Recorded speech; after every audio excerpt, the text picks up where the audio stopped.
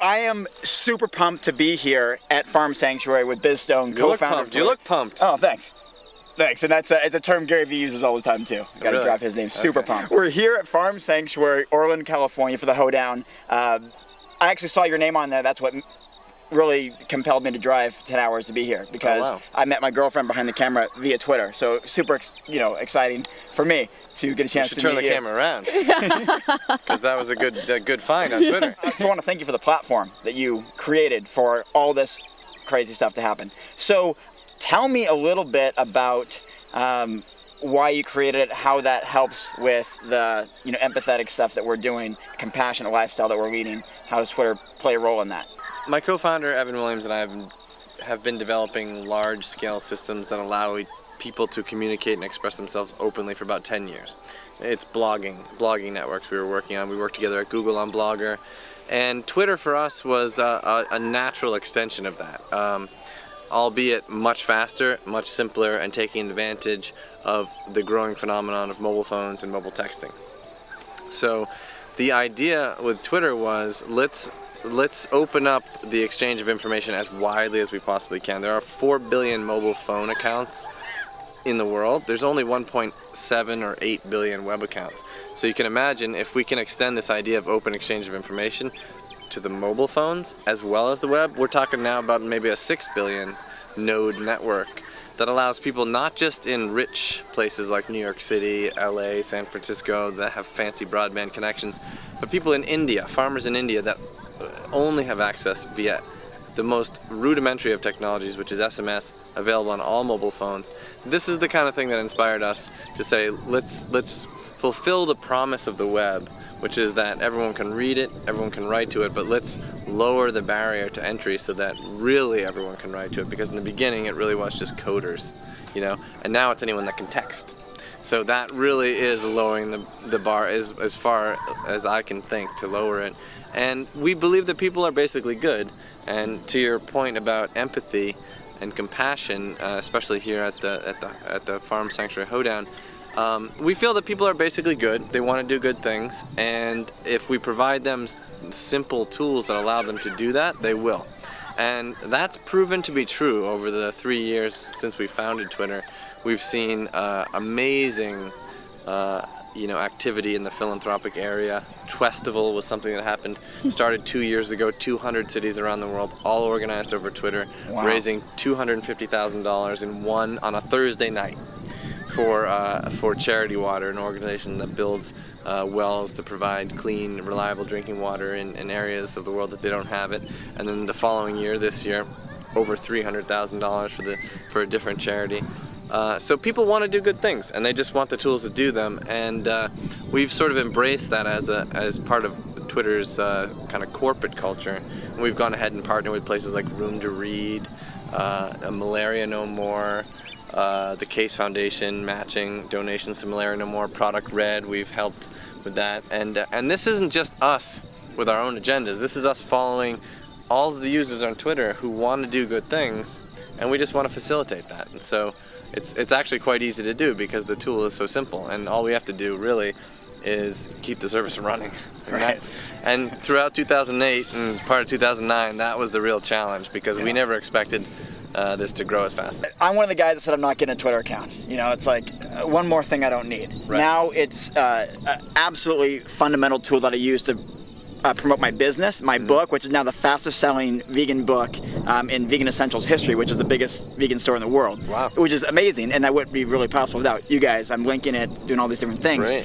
What do you say to people like me who right now don't want a Twitter account, don't need a Twitter account, they're already satisfied with other stuff they have going on? I usually take a pretty soft approach, and I just say, don't worry about tweeting.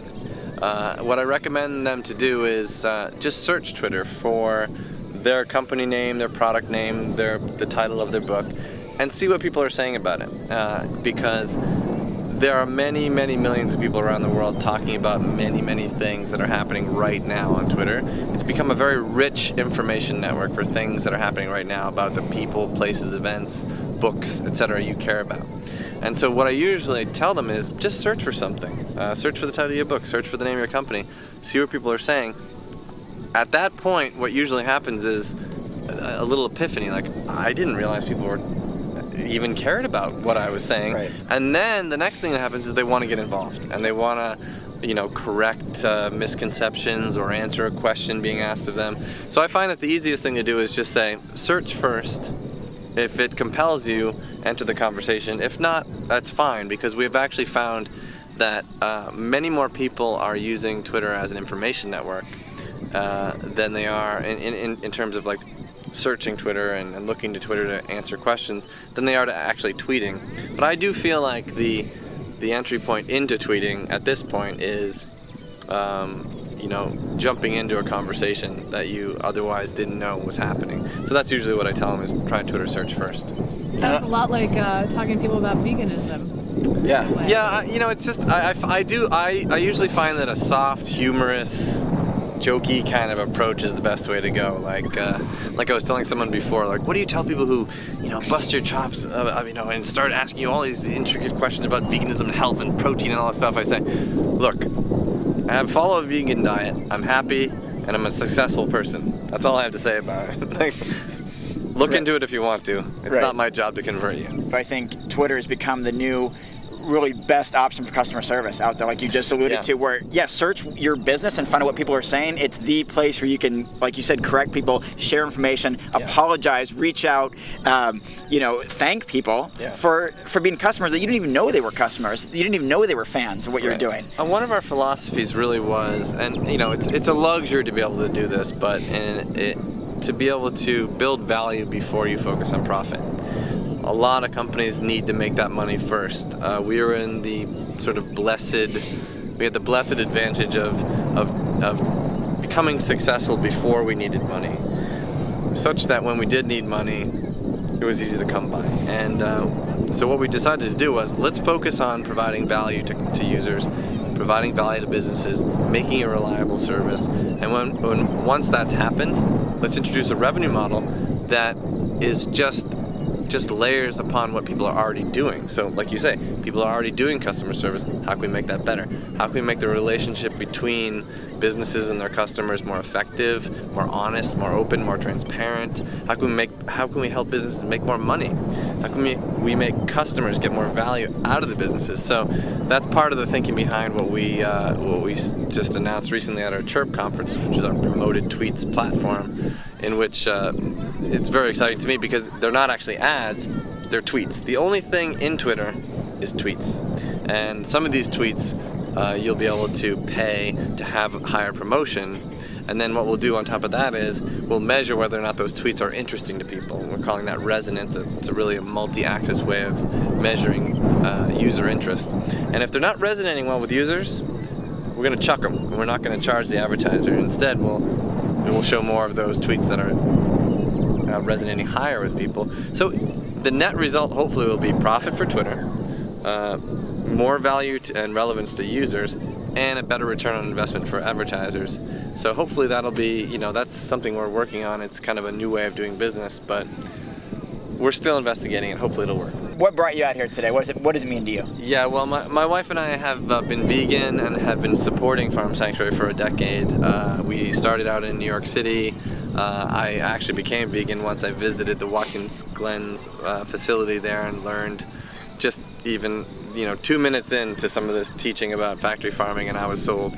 I became a happy vegan ever since, and you know, we have adopted many of the animals both here and in New York. And we heard about the hoedown every year, but we just, you know, we never had an opportunity to go. And finally we got, I think we got invited very specifically this year, and we said, you know, look, now that we live in California, let's just drive up. And so it's a wonderful opportunity to meet with other folks who have been also supporting Farm Sanctuary and actually pet these gigantic cows. Hey everybody, don't forget, you gotta follow at Eco-Vegan Gal. Eco-Vegan Gal, and at Robert Cheeke. At Robert Cheeke. I'm gonna do it tonight as soon as I get some good AT&T service on my iPhone. Thanks, Biz. Really appreciate it. That was awesome, man.